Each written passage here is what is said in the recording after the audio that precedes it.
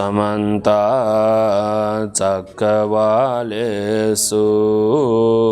अत्रा गच्छन्तु देवता सद्धम्मं मुनिराजस्य सुनन्तु सगमुखदं धम्मश्रवणकालो अयं भद्दन्ता धम्मश्रवणकालो अयं भद्दन्ता धम्मश्रवणकालो अयं भद्दन्ता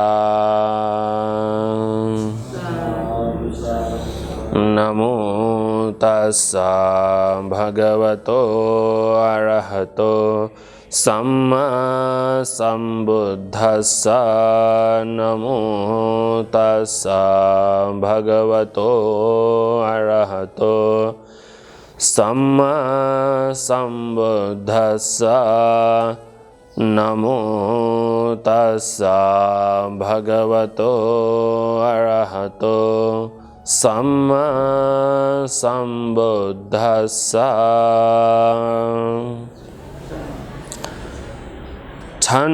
छन्नमतिवसति विवटं नाधिवसति तस्मात् छन्नं विवरेथ एवं तं नातिवसति।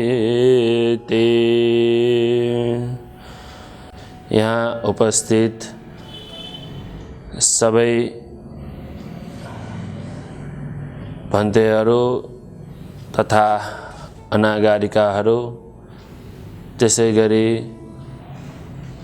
धर्म श्रवणार्थ यहाँ उपस्थित भइरहनुभएका सबै उपासक उपासिकाहरू त्यसै गरी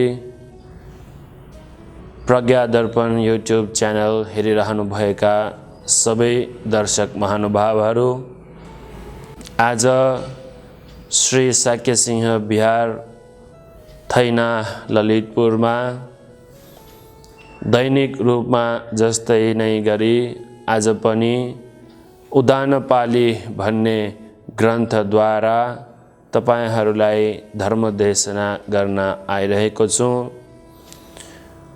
उदानपालीबाट धर्मदेशना गर्दा गर्दै आजको पालो आएको छ 16 वर्ग अथवा 5वां वर्गको 5 नम्बरको सूत्र उपोषथ सूत्र भन्ने सूत्रद्वारा आज यो धर्मदेशना गर्न गइरहेको छु। भगवान बुद्धले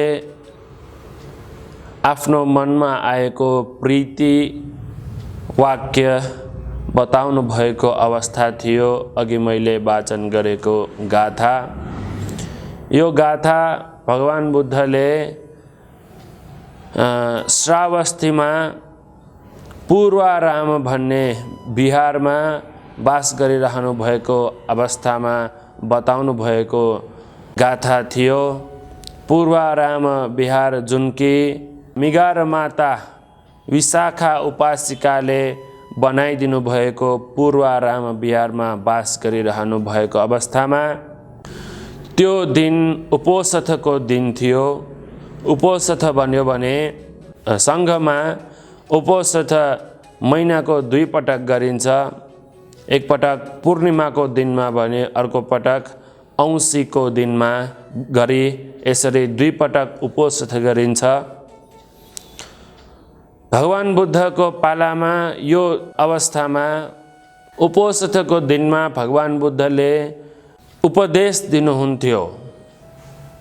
त्यसैले उपोषथको दिनमा रातिको पहिलो चरणमा रातिको 3वटा चरण हुन्छ।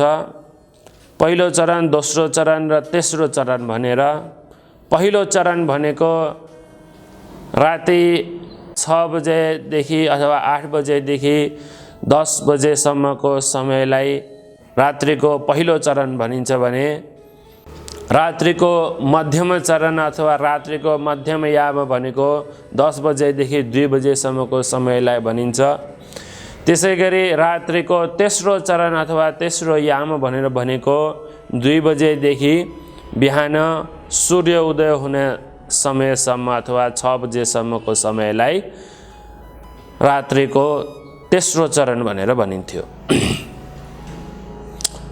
यो रात्रिको पहिलो चरण बित्यो। भगवान बुद्ध यसै गरी आसनमा बसिरहनु भएको थियो। भगवान बुद्धको अगाडि धेरै भिक्षुहरू भगवान बुद्धको उपदेश सुन्ने भनेर यो उपोषथको दिनमा भगवान बुद्धको उपदेश सुन्ने भनेर जम्मा भइरहेका भिक्षुहरू धेरै थिए। आनन्द भन्ते भगवान बुद्धको नजिकै हुनुहुन्थ्यो। आनन्द भन्ते भगवान बुद्धको उपस्थायक हुनुहुन्थ्यो भने त्यही कारणले गर्दा आनन्द भन्ते जहिले पनि भगवान बुद्धको नजिकै हुनुहुन्थ्यो। आनन्द भन्तेले भगवान बुद्धलाई बिन्ती गरेर भन्नुभयो, भगवान शास्ता रात्रिको पहिलो चरण बित्यो, अब तपाईले उपदेश गर्नुहोस्। आज उपोषथको दिन हो। आज तपाईको उपदेश सुन्नको लागि भिक्षुहरू सबैजना यहाँ उपस्थित हुनुहुन्छन्। उपदेश गर्ने समय भयो, उपदेश दिनुहोस् भनेर आनन्द भन्तेले हात जोडेर भगवान बुद्धलाई बिन्ती गरेको अवस्थामा भगवान बुद्ध चुप लाएर बस्नुहुन्छ। यसरी बित्दै गयो। रात्रिको दोस्रो चरण पनि बित्यो। रात्रिको दोस्रो चरण बितिसकेपछि पनि भगवान बुद्धले उपदेश दिनु भएन, चुप लागेर बस्नुभयो। फेरि पनि आनन्द भन्तेले हात बिन्ती गरेर भगवान बुद्धलाई दोस्रो पटक पनि याज्ञा गर्नुभयो। आज उपोषथको दिन हो। दोस्रो चरण पनि रात्रिको दोस्रो चरण पनि बितिसक्यो। अब उपदेश दिनुहोस्। सबै भिक्षुहरू जम्मा भइरहेको छ, उपदेश दिनुहोस् भनेर आनन्द भन्तेले दोस्रो पटक पनि भगवान बुद्धलाई बिन्ती गर्यो। तर पनि भगवान बुद्ध चुप लागेर नै बस्नुभयो। यसै गरी रात्रिको तेस्रो चरण पनि बित्यो। आनन्द भन्तेले फेरि पनि भगवान बुद्धलाई बिन्ती गर्नुभयो, भगवान शास्ता रात्रिको तेस्रो चरण पनि बित्यो। अब त सूर्योदय हुन अवस्था पनि आयो, सूर्योदय पनि भइसक्यो।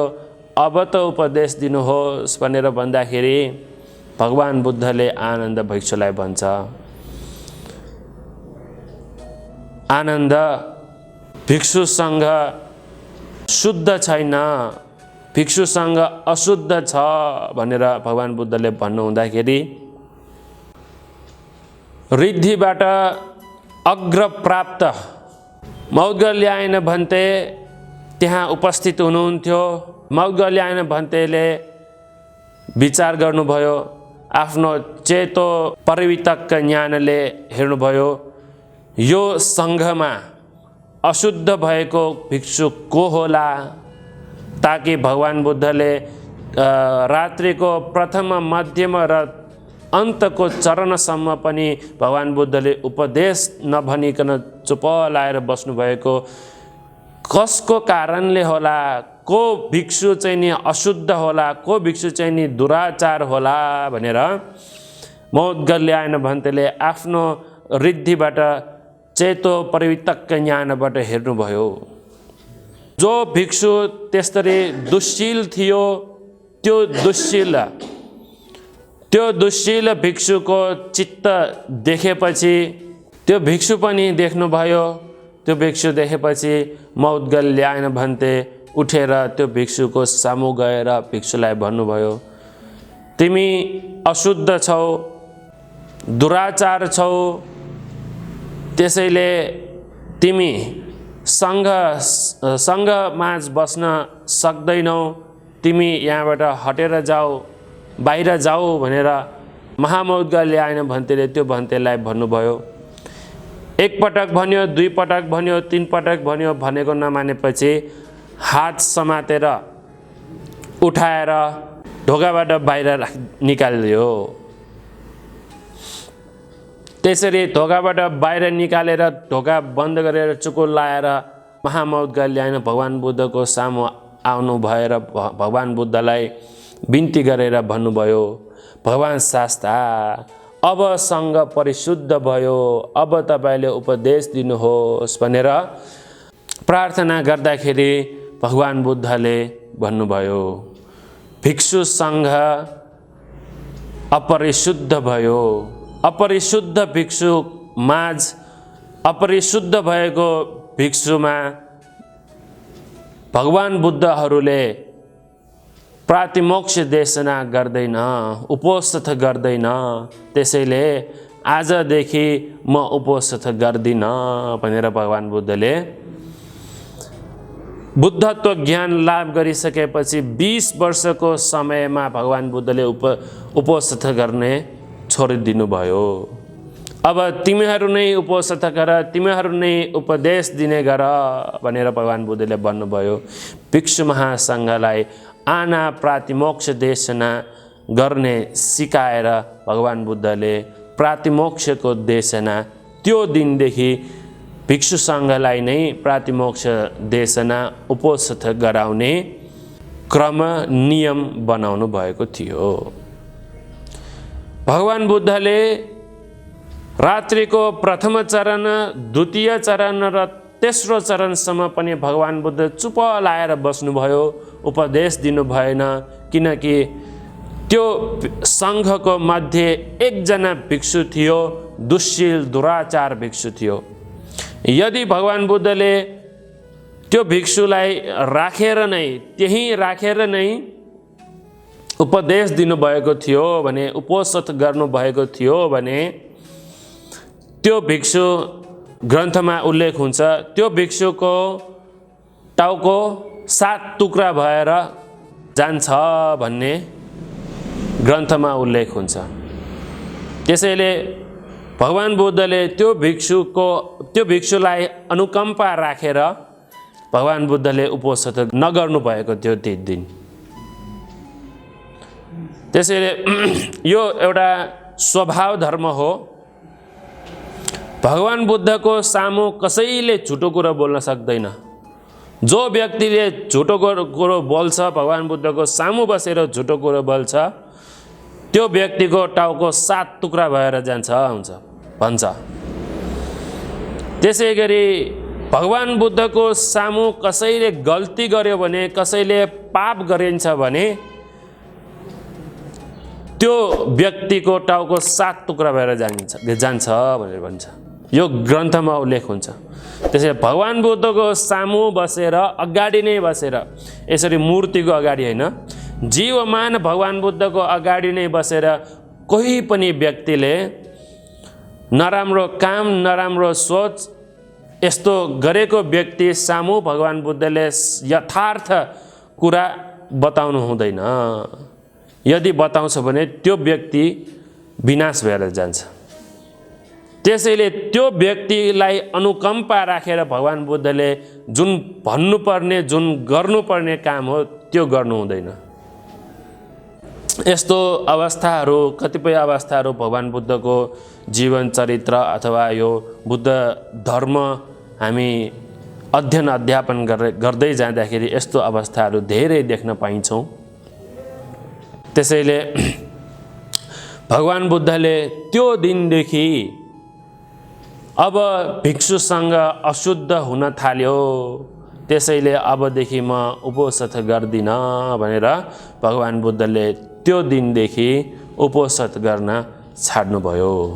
जुन कि बुद्धत्व ज्ञान प्राप्त गरेर 20 वर्षको अपरान्त भगवान बुद्धले उपोषथ गर्नु छाड्नुभयो र भिक्षु महासङ्घलाई नै उपोषथ गराउनु भएको थियो। त्यसपछि यही सन्दर्भलाई जोडेर भगवान बुद्धले बुद्ध शासन भनेको समुद्रको 8 गुणसँग मेल खान्छ, समान छ भनेर चाहिँ नि भगवान बुद्धले उपदेश दिनुभएको थियो। यो बुद्ध शासन जुन छ, यो बुद्ध शासन समुद्रको 8 वटा गुणहरूसँग चाहिँ नि मिल्छ अरे। अब यही उपदेश दिने सन्दर्भमा भगवान बुद्धले सबभन्दा पहिला समुद्रको 8 वटा गुणहरू बताउनु भएको थियो। समुद्रको 8 वटा गुणहरूमध्ये पहिलो गुण के हो? समुद्र, अब नेपालमा त समुद्र छैन है, तर समुद्रको बारे कतिपय हामीले पनि थाहा छ। समुद्रको किनारादेखि जति जति समुद्र भित्र जान्छ, हामी समुद्रमा जान्छौँ, त्यति नै समुद्र गहिरो भएर जान्छ है। पहिला समुद्रको किनारामा हामी पाइला टेक्दाखेरि एउटा खुट्टा मात्र समुद्रमा जान्छ। त्यसै गरी हामी जति जति समुद्रको अघि बढ्छौँ त्यति नै समुद्र गम्भीर भएर जान्छ। त्यसैले समुद्रको एउटा स्वभाव हो, समुद्रमा जति जति जान्छौँ त्यति नै समुद्र गम्भीर हुन्छ, गहिरो हुन्छ। पहिलो स्वभाव हो। समुद्रको दोस्रो स्वभाव भनेको स्थिर रहन्छ। समुद्र स्थिर रहन्छ, त्यसले समुद्रले आफ्नो समयलाई उल्लङ्घन गर्दैन अरे। समुद्र जहिले पनि स्थिर रहन्छ। समुद्रमा जेसुकै आए पनि, जोसुकै आए पनि के पनि हुँदैन, के पनि गर्न सक्दैन। समुद्रलाई विनाश गर्छु भनेर आगो नै राखे पनि समुद्र विनाश हुन्छ? हुँदैन। त्यसैले समुद्र स्थिर रहन्छ। समुद्रको तेस्रो गुण, समुद्रले मृतदेह राख्दैन अरे। समुद्रभित्रको मृतदेहलाई कहिले पनि राख्दैन, जहिले पनि बगाएर समुद्रको किनारामा नै आएर छाडिदिन्छ अरे है। समुद्रको छाल आइराख्छ, त्यो छालले नै समुद्रमा केही मृतदेह राख्यो भने समुद्रको छालले नै फेरि किनारामा ल्याइदिन्छ। कहिले पनि समुद्रले चाहिँ नि मृतदेहलाई राख्दैन अरे। अब हामीले सोच्न सक्छौँ समुद्रभित्र नै बस्ने प्राणीहरू चाहिँ नि कसरी बाहिर नआएको त हैन? समुद्रभित्र रहने प्राणीहरू एक आपसमा खान्छ उनीहरूले है। कोही मर्यो भने त्यो मरेको देह, त्यो मरेको माछा अथवा के हो, समुद्रभित्र के कति प्राणीहरू छन्, ती प्राणीहरू एक आपसमा खान्छन्। समुद्रभित्रको माछाहरू चाहिँ नि मरेका माछाहरू बाहिर आउँदैन।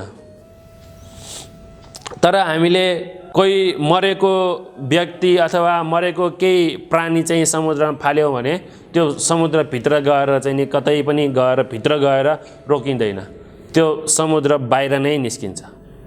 समुद्रको तेस्रो गुण हो यो। भने समुद्रको चौथो गुण, अब हाम्रो यो नेपालदेखि चाइनादेखि ठुल्ठुला नदीहरू बगिरहेका हुन्छन्। के नदीहरू? गङ्गा, यमुना, अचिरवती, सरभु, मही भनेर सबभन्दा ठुल्ठुला नदीहरू बगिरहेका छन् है। यो हामीले नाम राखेका, मनुष्य प्राणीहरूले नाम राखेका नदीहरू हुन् कि जुन कि यो संसारमा सबभन्दा ठुल्ठुला नदीहरू भनेर प्रख्यात छन्। तर यो नदीहरू बाहेक अरू पनि नदीहरू छन् कि जनसमाजमा आएको छैन। त्यो नदीहरू जनसमाजमा नै जनताहरूले नदेखि नै त्यो नदीहरू समुद्रमा नै गएर बग्न जाने नदीहरू पनि छन्। यस्ता नदीहरू, यस्ता थरीका नाम लिएका नदीहरू अहिले नेपालमा बागमती भनेर नदी छ है हैन? अनि त्यसै गरी कोशी नदी, सुनकोशी, गण्डकी इत्यादि गरी धेरै नदीहरू छन् नेपालबाट बगेर गएको। त्यो नदीहरूको अन्त कहाँ हुन्छ? अहिले यो नेपालबाट जाँदाखेरि पो यो बागमती नदी, यो कोशी नदी, यो गण्डकी नदी, यो गङ्गा, यो यमुना नदी, यो सरभू नदी इत्यादि भनेर त्यो ठाउँबाट बगिरहँदाखेरि त्यो गङ्गाको नाम, त्यो नदीको नाम, थरी थरीको नाम हुन्छ। तर त्यो गङ्गाहरू, त्यो नदीहरू सबै गएर सकिने अन्त हुने ठाउँ समुद्र हो। यो समुद्रमा गइसकेपछि, यो नदीहरू सबै गएर समुद्रमा गएपछि पानी गङ्गा भन्ने नामको नदीको हो, यो पानी सरभू भन्ने नदीको हो, यो बागमतीको पानी हो, यो गण्डकीको पानी हो भनेर भन्न सक्छ? सक्दैन। समुद्रको अर्को एउटा स्वभाव हो, जुनसुकै नदी आए पनि अन्तमा एउटै ठाउँमा आउने हुन्छ, त्यसलाई भनिन्छ समुद्र। त्यसपछि चौथो नम्बरको स्वभाव हो समुद्रको। 5 नम्बरको स्वभाव के हो? आकाशबाट पानी पर्छ है, आकाशबाट पानी पर्छ। नाना थरीको, अघि भनेको जस्तै नाना प्रकारको नाम भएको गङ्गाबाट नै बगेर चाहिँ जान्छ, लास्टमा गएर कहाँ पुगिन्छ? समुद्रमै पुगिन्छ। चौथो नम्बरको चाहिँ के हो भन्दाखेरि थरी थरीका नामहरू भएका नदीहरू बगेर समुद्रमा नै जान्छ। त्यो एउटा 4 नम्बरको स्वभाव भने।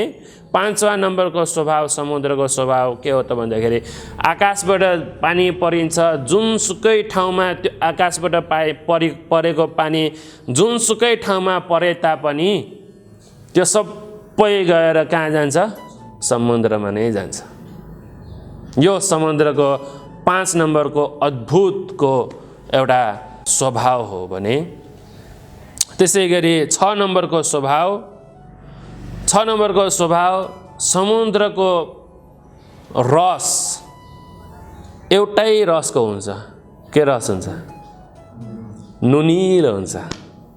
समुद्रको पानी एउटै रस हुन्छ, जहाँबाट चाखेर हेरे पनि नुनिलै हुन्छ।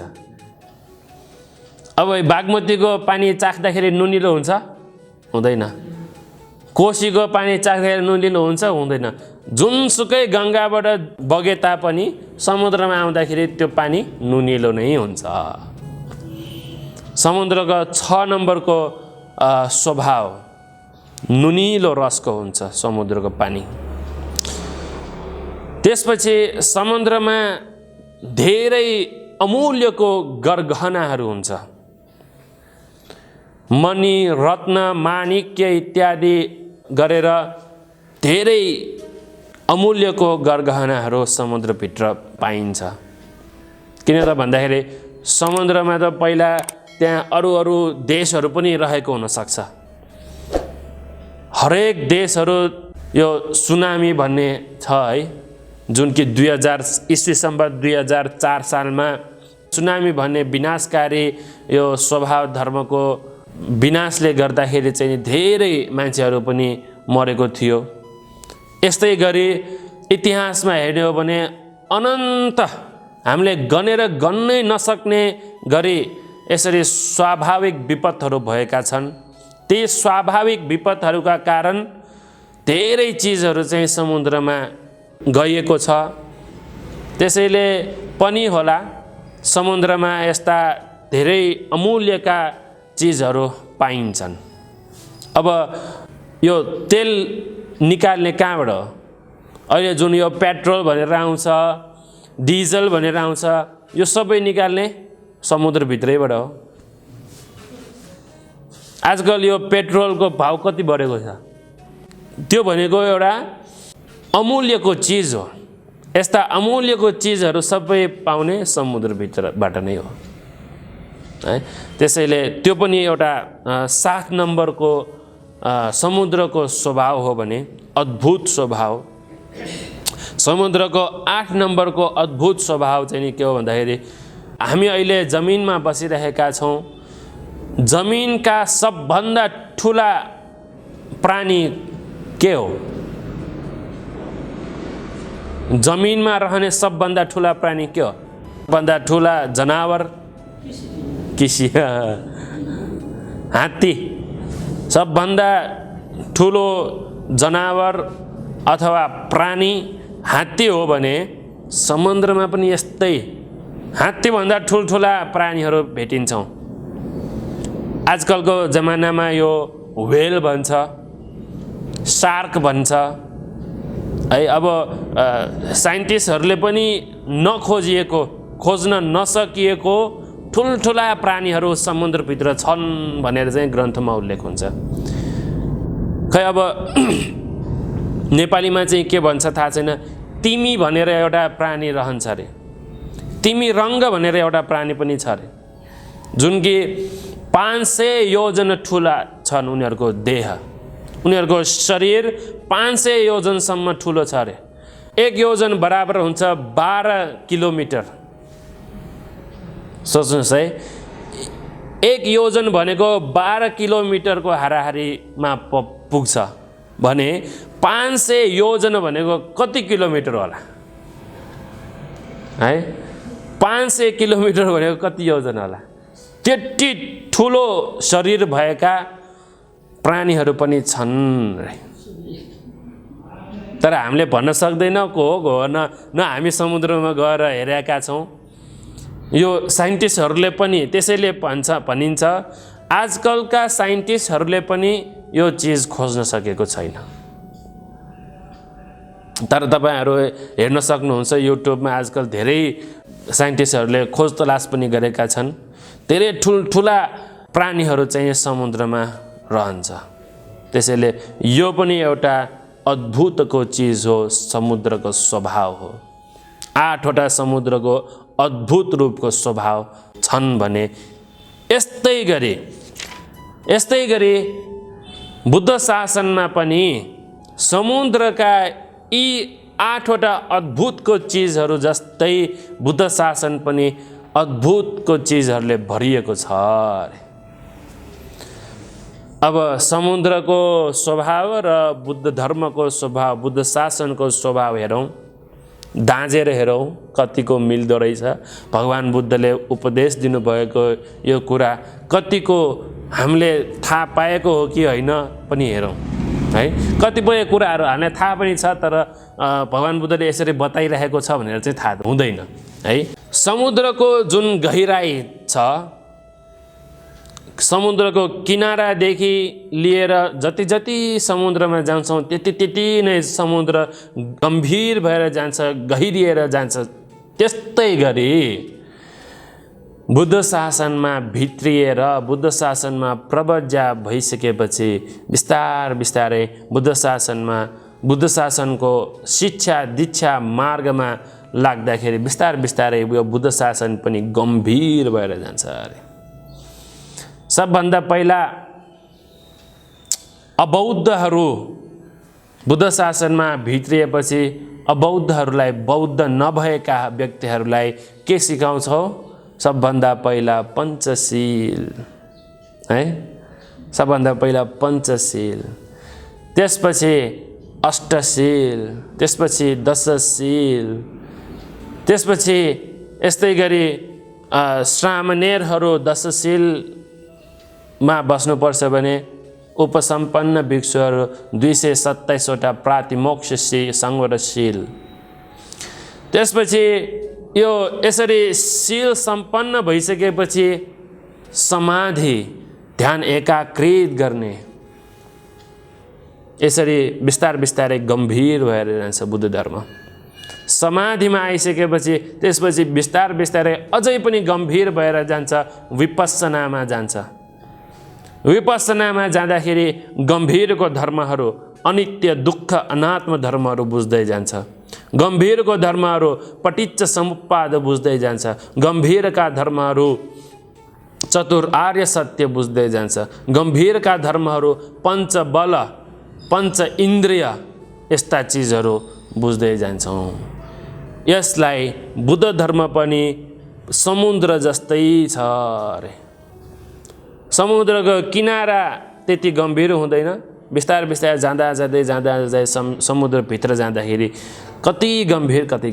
त्यस्तै गरी बुद्ध शासन पनि पहिला पहिला गम्भीर हुँदैन, बिस्तारै जाँदै बुद्ध धर्म पनि धेरै गम्भीरको छ। त्यसपछि दोस्रो समुद्रको जुन स्वभाव धर्म छ, दोस्रो स्वभाव धर्म हो स्थिर रहन्छ। समुद्र स्थिर रहने जस्तै बुद्ध शासन पनि स्थिर रहन्छ। बुद्ध शासन कसरी स्थिर रहन्छ त भन्दाखेरि भगवान बुद्धले उपदेश दिनुभएको जति पनि उपदेशहरू छन्, नियमहरू छन्, ती उपदेश नियमहरूमा भिक्षुहरू स्थिर भएर बस्नुपर्छ अरे है। आफ्नो प्राणै जाओस् तर शील नटुटोस्, यस्तो स्थिर रहन्छ अरे बुद्ध शासन। त्यसपछि तेस्रो कारण महासमुद्र, जसरी महासमुद्रले मृतदेहलाई राख्दैन त्यसै गरी यो बुद्ध शासनमा दुश्शील भिक्षुहरू बस्दैन। दुश्शील भिक्षुहरू अटोमेटिकली त्यहाँबाट चाहिँ हटेर जान्छ। जस्तै गरी समुद्रमा मृतदेह रहँदैन त्यसै गरी बुद्ध शासनमा पनि दुश्शील दुराचार भिक्षुहरू रहँदैन। 3 नम्बर है। अनि 4 नम्बर, जसरी समुद्रमा ठुल्ठुला नदीहरू, अनेक प्रकारका नाम भएका नदीहरू गएर चाहिँ नि गङ्गा, यमुना, अचिरवती, सरभु भन्ने यी गङ्गाहरू चाहिँ नि, नदीहरू चाहिँ नि बगेर समुद्रमा गएपछि एउटै नामको हुन्छ, जुन नाम समुद्र हुन्छ। त्यो जस्तै नै भगवान बुद्धको पालामा थिए ब्राह्मण, क्षत्रिय, वैश्य र शूद्र भनेर 4वटा कुलहरू। तर आज आउँदाखेरि आजको समयमा, आजको समाजमा कति छन् कुलहरू है। नेपालमै हेर्ने हो भने कतिवटा छ? 75वटा कुलहरू छन् भनेको पहिला चाहिँ नि मैले पढेका थिएँ है। यसरी धेरै कुलहरू छन्। जुनसुकै कुलबाट आए पनि प्रवज्य भएपछि के भन्छ त्यसलाई है? भन्ते भनेर भन्छ होइन, गुरुमा भनेर भन्छ होइन। त्यसै गरी समुद्रको जुन यो 4 नम्बरको स्वभाव छ, जुनसुकै नदी आए पनि, जुनसुकै नामको नदी आए पनि लास्टमा त्यो नदीहरू, सबै नदीहरू समुद्र भनेर नाम हुने जस्तै जुनसुकै कुलबाट आएर प्रवज्य भए पनि उनीहरूलाई के भनिन्छ त? शाक्य पुत्र भनेर भनिन्छ, अथवा प्रवज्य भइसकेका भन्ते वा गुरुमा भनेर भनिन्छ। त्यसपछि समुद्रको 5 नम्बरको गुण, यो पानी पर्छ, धेरै पानी पर्छ, पुरै संसारमै पानी परे तापनि समुद्र घटी बढी हुँदैन है। त्यो अघि अलिकति भन्नु बिर्स्यो, समुद्र घटी बढी हुँदैन अरे। धेरै पानी पर्यो भन्दैमा पनि समुद्र बढ्दैन, पानी नै परेन भनेर पनि समुद्र बढ्दैन।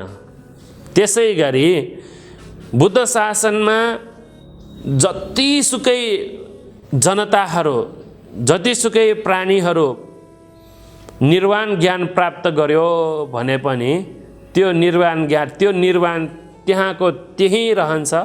त्यो निर्वाण बढ्दा पनि बढ्दैन, यताउति पनि जाँदैन, घट्दा पनि घट्दैन, बढ्दा पनि बढ्दैन।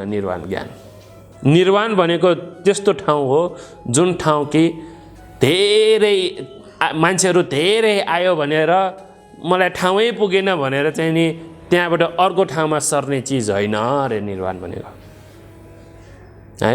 जसै कि समुद्रमा धेरै पानी पर्यो भनेर समुद्र बढ्ने पनि हुँदैन, पानी नै परेन भनेर घट्ने पनि हुँदैन। जस्तै निर्वाण पनि धेरै मान्छेहरू आयो, अब मलाई यहाँ ठाउँै छैन भनेर अर्को ठाउँमा हट्दा पनि हट्दैन, मान्छे नै आएन अर्को ठाउँमा गएर सर्न जानु पर्ला भनेर चाहिँ नि त्यसरी जाने चिज पनि होइन।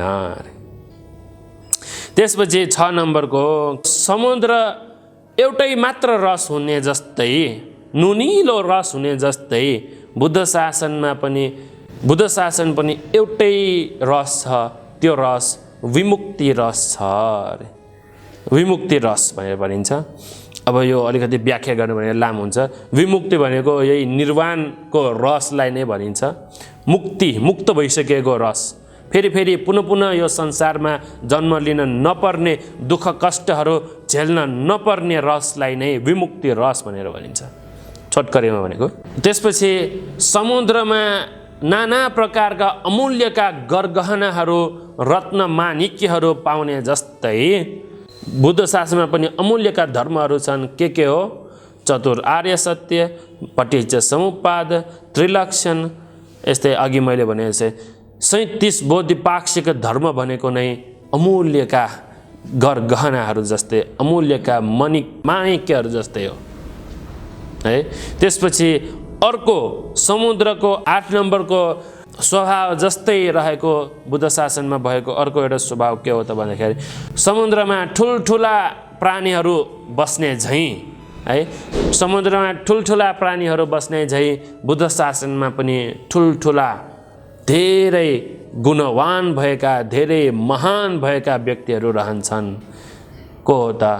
सोतापन्न मार्गफल लाभी भिक्षुहरू, व्यक्तिहरू, सकतागामी मार्गफल लाभी भिक्षुहरू, व्यक्तिहरू, अनागामी मार्गफल लाभी व्यक्तिहरू, अर्हत मार्गफल लाभी व्यक्तिहरू है। यसरी भगवान बुद्धले जुन सन्दर्भ थियो कि बुद्ध धर्ममा, बुद्ध शासनमा जो कोही दुश्शील दुराचार भिक्षुहरू रह्यो भने उनीहरू यो बुद्ध शासनमा बस्न सक्दैन। जसरी कि महामौद्गल्यायन भन्तेले उठाएर त्यो अवस्थामा उपोषित गर्ने दिनमा भगवान बुद्धको सामु बसिरहेको एकजना दुराचार दुश्शील भन्तेलाई महामौद्गल्यायन भन्तेले उठाएर गेटबाट बाहिर निकालेको जस्तै यही सन्दर्भलाई लिएर भगवान बुद्धले महासमुद्रको 8वटा गुण र बुद्ध शासनको 8वटा गुणलाई समान रूपमा देखाएर भगवान बुद्धले यो उपदेश दिनुभयो भने यो उपदेशको अन्तमा भगवान बुद्धले एउटा गाथा प्रकट गर्नुभएको थियो। त्यही गाथा अघि मैले वाचन गरेको थिएँ। छन्नमति वसति विवटं नाति वसति तस्मा छन्नं विवरेथ एवं नाति वसति। अर्थात् ग्रन्थको अनुसार हामी अर्थ हेरौँ। पहिला लुकाइराखेको पाप रहिरहन्छ, लुकाइरहेको पाप रहिरहन्छ, प्रकट गरेको रहिरहँदैन। तसर्थ लुकाइराखेको उघारिदेऊ अनि त्यो टाँसिरहँदैन अरे है। लुकाइरहेको पाप रहिरहन्छ अरे। यो गाथाको छोटकरीमा हामी बुझौँ। लुकाइरहेको पाप रहिरहन्छ अरे।